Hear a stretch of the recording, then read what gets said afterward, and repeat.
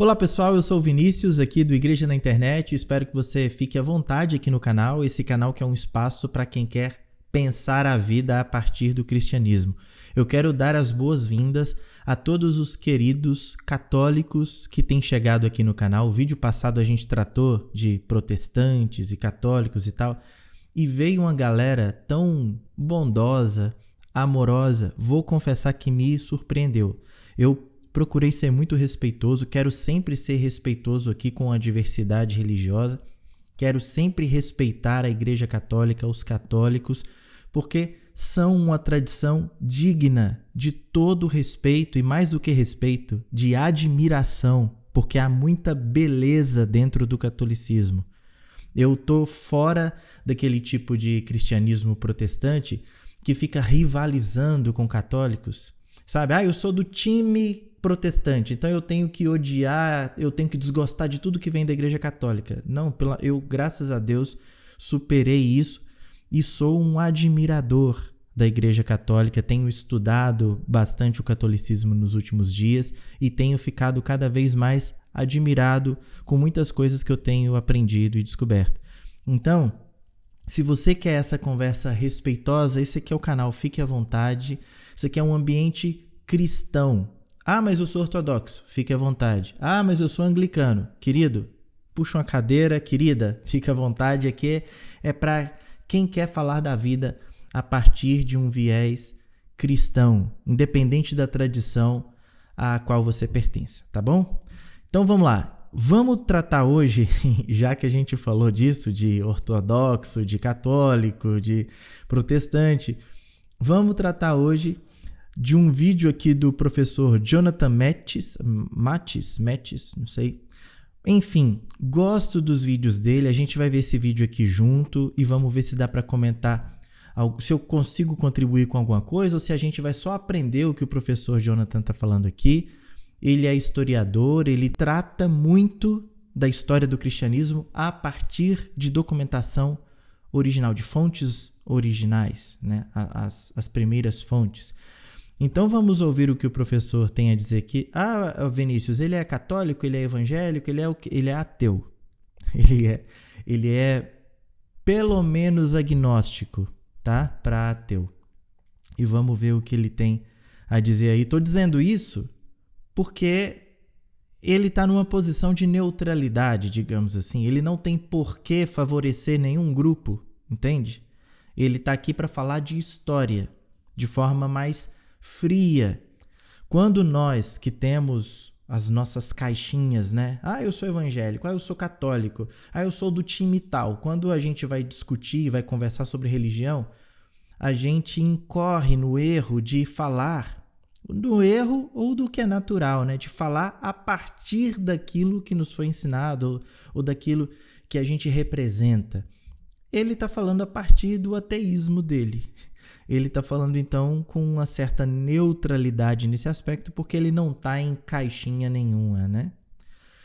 Então, vamos lá, vamos ver o que ele tem a nos dizer aqui, que eu tenho certeza que vai ser bastante interessante. Boa noite, professor. Qual vertente do cristianismo mais se assemelha à igreja primitiva? A resposta dessa pergunta ela é um pouco complicada, porque a igreja primitiva ela tinha vários aspectos que hoje não existem em nenhuma igreja. Então, legal, né? Legal a gente pensar isso. A pergunta é: qual igreja hoje se parece mais com a igreja primitiva, a igreja dos primeiros cristãos, dos apóstolos? E ele já começa dizendo: não tem nenhuma igreja com a configuração daquela época, né? Por exemplo, se nós pegarmos ali a igreja do período apostólico, ela é em grande parte uma igreja judaica, que estava aderindo gradativamente gentios. Então, você tinha, por um lado, uma igreja judaica que mantinha ainda as leis mosaicas, de forma, especialmente a igreja de Jerusalém mantinha fortemente essa cultura judaica, enquanto estava vindo gentios que não seguiam a lei de Moisés. E hoje não tem nenhuma igreja que esteja nesse período de transição. Porque era um momento, o cristianismo primitivo, um momento de transição. Um momento que não estava ainda bem amadurecido as doutrinas, essas coisas assim. Enquanto que boa parte das igrejas de hoje elas já tem uma doutrina bem amadurecida, já tem um cânon específico. Por exemplo, o cânon não existia ainda do Novo Testamento naquela época. Cara, isso é muito interessante, principalmente para quem é protestante, porque os protestantes, eles se conectam muito ao que está escrito.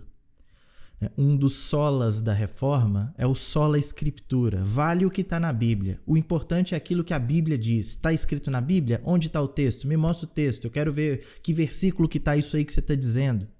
A gente comentou aqui no vídeo passado, né? Seria interessante a gente perguntar, você se refere a que Bíblia? A qual coleção?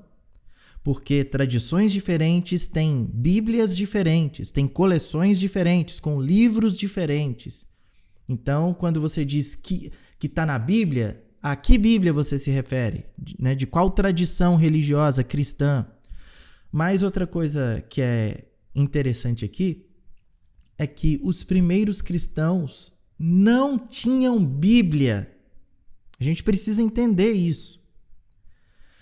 E entender que a graça de Deus, o Evangelho de Jesus, ele é... Preste atenção no que eu estou dizendo aqui para não desvirtuar. Mas ele é superior, ele está para além do que está escrito.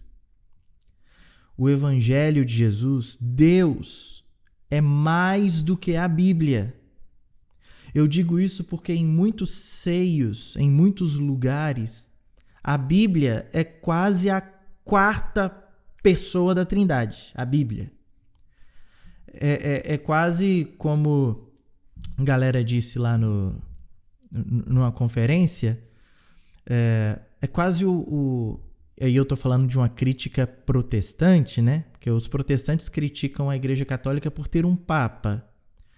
Mas acaba que a Bíblia sendo quase um papa de papel. Então a Bíblia tem esse papel, ela ocupa esse espaço de protagonismo dentro do protestantismo. Mas a gente não pode se esquecer de que a igreja primitiva não tinha Bíblia. Ela tinha cartas avulsas. Ela tinha algumas coleções de textos que algumas igrejas tinham um texto, outras igrejas tinham outro grupo de textos. Então, não dá para a gente dizer que era Bíblia como nós temos hoje. Haviam os escritos do Antigo Testamento, mas mesmo assim havia diferença, né? Porque havia a Septuaginta, que era um conjunto de 72, acho que foram 72 sábios que se juntaram para fazer o compilado desses textos. Por isso, Septuaginta, né, de 70, versão dos 70, mas se eu não me engano foram 72, arredondado para 70. Então foram esses 72 sábios judeus que sabiam grego, que fizeram uma Bíblia em grego, que possivelmente era a Bíblia utilizada pelos apóstolos na época e tal. Mas, então, havia essa porção do Antigo Testamento, e do Novo Testamento, o que a gente tinha eram cartas avulsas. Não havia Bíblia como nós conhecemos. E isso vai demorar um tempo, foram séculos, sem que houvesse uma Bíblia para a gente colocar debaixo do braço e ir para a igreja. Então, não havia Bíblia. Ah, mas haviam as cartas, Vinícius. Sim. Mas não era uma coisa que todo mundo tinha. Às vezes a carta ficava em posse da igreja, do líder da igreja, do bispo da igreja ou do pastor da igreja, como queira chamar, ficava em posse da liderança da igreja. Não era cada membro tinha uma bíbliazinha, cada membro tinha uma cópia para ficar lendo em casa. Não havia. E aí entra o valor das tradições, o valor da tradição oral, o valor de se ensinar de pai para filho, o valor de se ensinar os netos, os sobrinhos, as crianças, os mais novos, e isso ir passando para frente. A gente precisa entender, e aqui a Igreja Católica ela tem a sua razão quando ela menciona a tradição como algo importante, que nós evangélicos talvez não entendemos ou desconsideramos. Há sim uma força da tradição que ajudou na preservação do conhecimento e na preservação das doutrinas. Há sim uma força da tradição. E há mais do que uma força da tradição, há uma recomendação para que as tradições fossem observadas. Então, a Bíblia, o texto escrito, recomenda que as tradições fossem observadas. Isso porque, é óbvio, haviam tradições que estavam sendo transferidas de geração para geração. E essas tradições, a tradição apostólica, obviamente, né? Não é qualquer tipo de tradição também que é para a gente preservar, mas a tradição apostólica deveria ser preservada. E nem tudo que os apóstolos falaram, fizeram, nem todos os seus pronunciamentos estavam escritos. A Bíblia, se você pegar o Novo Testamento, você vai ver, tirando, ou mesmo considerando os 4 evangelistas, você vai ver que as coisas eram escritas para um objetivo pontual. As cartas eram escritas para resolver um problema interno de determinada igreja. Se aquela igreja não tivesse passado por aquele problema, aquele texto não teria sido escrito. Então, o que está sendo dito ali é uma questão circunstancial para resolver aquilo. Então, é óbvio que o Novo Testamento, que a gente está falando, ele não é exaustivo, não tem ali todas as falas dos apóstolos e todos os direcionamentos. Isso parece óbvio, né? Então, haviam coisas que não eram escritas e que não se tornaram Bíblia, mas estavam e foram preservadas na tradição. Eu acho que isso é uma coisa que a gente precisa entender, sabe? A gente precisa entender. Mas eu estou falando demais, desculpa. Vamos pro Jonathan aqui. As pessoas não sabiam bem qual que era o livro correto de ser aceito ou não. Vários escritos ainda não estavam formados naquele momento do cristianismo primitivo, como, por exemplo, segundo Pedro, que foi o último escrito do Novo Testamento, desenvolvido só no século II, ainda não existia. E não tem nenhuma igreja hoje que não tenha segundo Pedro ou coisa assim. Então, Sim. Era uma diversidade muito grande e um momento em que a igreja estava se formando, ainda que estava gradativamente se moldando. Percebe por que a pergunta é interessante, né? Qual igreja hoje se parece mais com a igreja primitiva?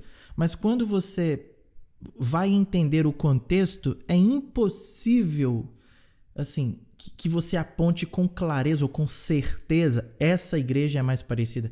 Porque aquilo que envolvia a conjuntura na qual a igreja estava assentada nesse período, ela simplesmente não existe. Como ele acabou de dar um exemplo, não há uma igreja hoje que não tenha a segunda carta de Pedro. A igreja primitiva não tinha a segunda carta de Pedro. Hoje todas as igrejas têm. Todas as igrejas têm um cânon fechado, coisa que a igreja primitiva não tinha.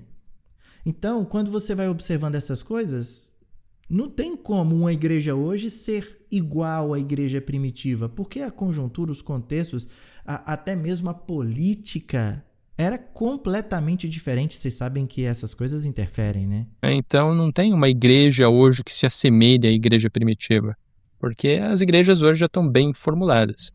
O que daria para dizer só é que o que nós temos é aquilo que seria uma sucessão desde o período apostólico até os dias de hoje em determinadas igrejas, como é o caso da Igreja Católica e também das igrejas ortodoxas. Sim. Então, seria elas que mantêm essa linha contínua histórica mais relacionada ao cristianismo primitivo.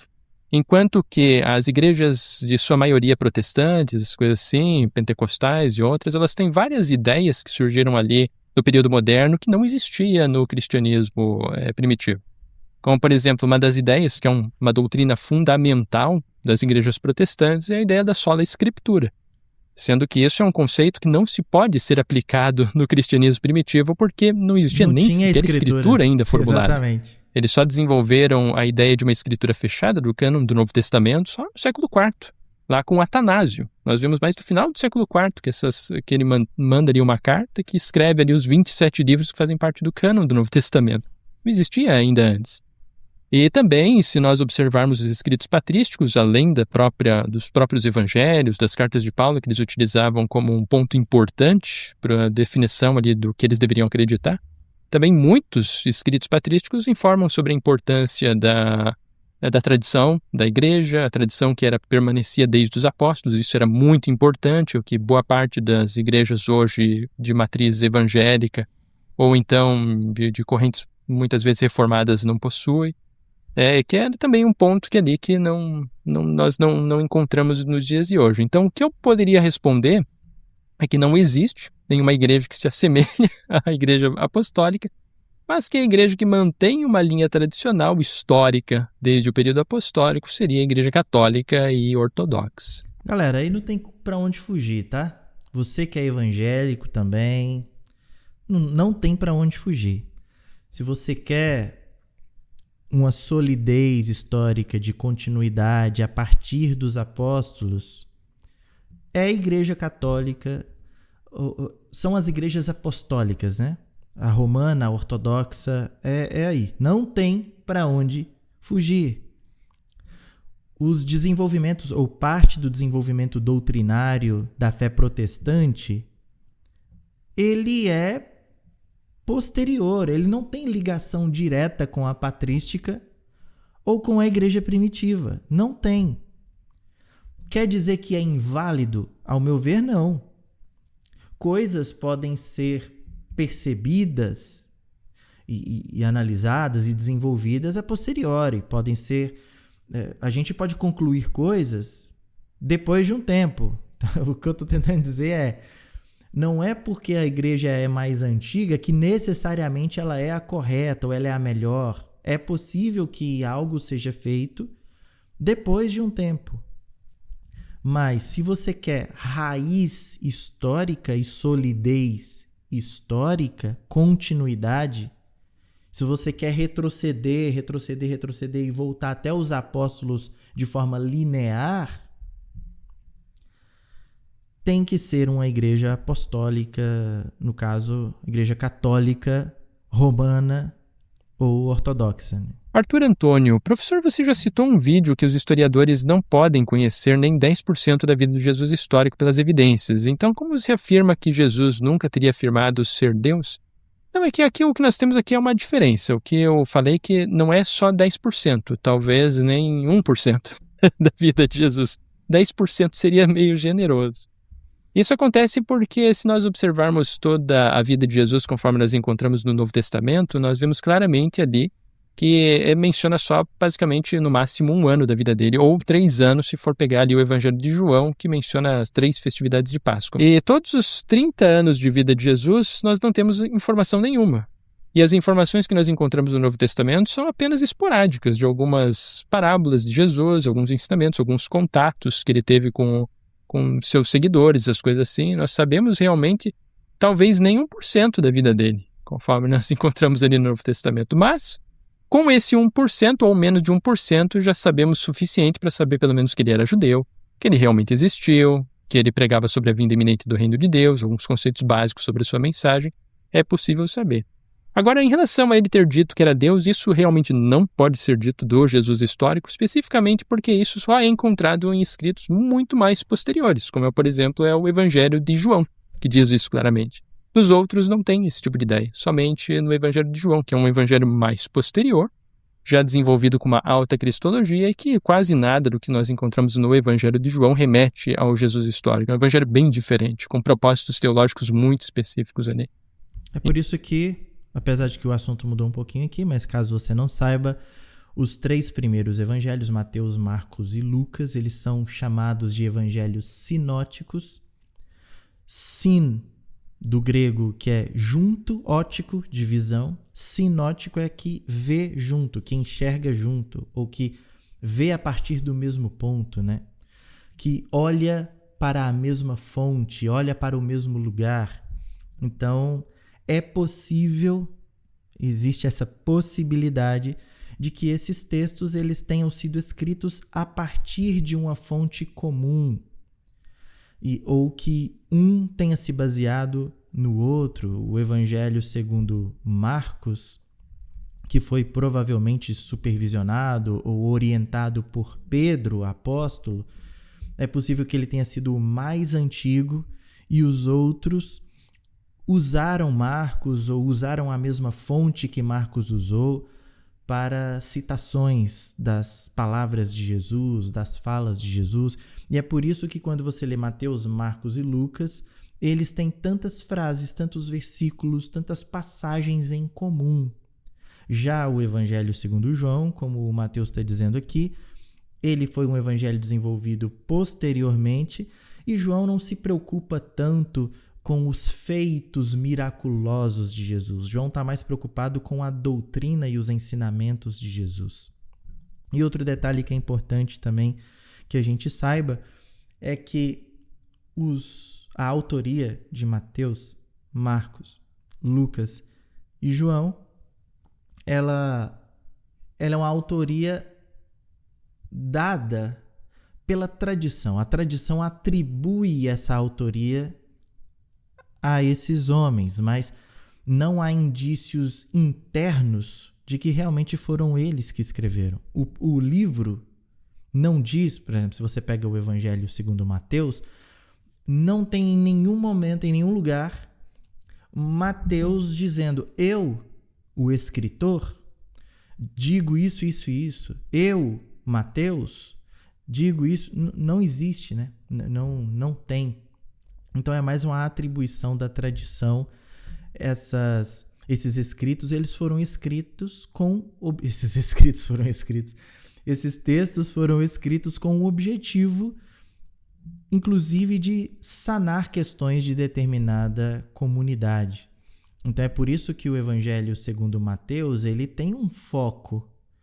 Ele quer mostrar o quanto Jesus cumpre profecias do Antigo Testamento. Então me parece que quem escreveu o Evangelho segundo Mateus estava direcionando esse escrito, esse texto, para uma comunidade judaica que conhecia as profecias e queria que essa comunidade fizesse essa associação, vendo Jesus como cumprimento das profecias. Marcos escreve para um público mais dentro do Império Romano. Então, seja quem for que escreveu o Evangelho de Marcos, que levou o nome de Marcos, escreveu para esse público que estava vivendo sob o Império Romano, que não era necessariamente judeu, ou se era, que estava debaixo de leis romanas. A gente vê o Evangelho segundo Lucas, aparentemente, é um texto mais bem elaborado, né, melhor escrito, e ele, seja lá quem for o Lucas, né, porque é provável que não tenha sido Lucas quem escreveu, mas tenha sido atribuído a um Lucas, ele escreve ao excelentíssimo Teófilo. A gente não sabe se Teófilo era uma pessoa que ocupava um cargo público, uma posição importante na sociedade, ou se ele era um nome, um codinome para os irmãos de forma geral, provavelmente alguém que tinha muita naturalidade dentro da cultura grega.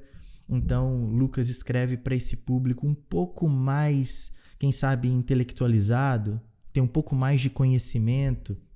Então, os próprios evangelhos, eles têm focos. E João, ele quer mostrar a divindade de Jesus. O objetivo de João é mostrar que Jesus é Deus. Ele não quer tanto focar no poder de Jesus, coisa que Marcos quer fazer muito, já que as pessoas que estão lendo o Evangelho de Marcos estão sob o Império Romano, o poderoso Império Romano. Marcos quer mostrar que poderoso mesmo é Jesus. E quer mostrar o tempo todo o poder de Jesus sobre a enfermidade, sobre os demônios, sobre as circunstâncias, sobre a tempestade. Então, o foco é o poder de Jesus, o poder de Deus em ação através do seu Filho Jesus Cristo. João não está preocupado muito com poder. Quer mostrar a pessoa divina de Jesus. Então, existem esses focos, né, que são interessantes. Mas aí a gente já saiu do tema aqui também sobre qual é a igreja verdadeira. E aí, vocês concluíram qual é a igreja mais próxima da primitiva? Eu quero muito que vocês comentem aqui. Mais uma vez eu quero agradecer a todos que comentaram, a você que está comentando agora. Quero agradecer muito pelo engajamento. Se aparecer para vocês o botão hypar, pelo amor de Deus, cliquem nesse botão para ajudar a divulgação e o crescimento desse canal, que não quer briga com ninguém, só quero falar de cristianismo. Quer dizer, né, a gente vai brigar com quem quiser brigar, porque eu não gosto de briga, cara. Então, essa galera, inclusive, eu quero depois trazer, não sei se eu tô falando demais, desculpa, mas eu quero depois trazer algumas circunstâncias nesses debates. Esses debates, gente, um cristão contra 20 ateus, ou um ateu contra 20 cristãos, ou um católico contra 20 evangélicos, um evangélico contra 20 bruxos, sei lá. Gente, esses debates, o que eles têm envergonhado o cristianismo, ou se a gente, né, for falar assim, o que tem envergonhado o nome de Jesus, porque são comportamentos que não condizem com a fé cristã, cara.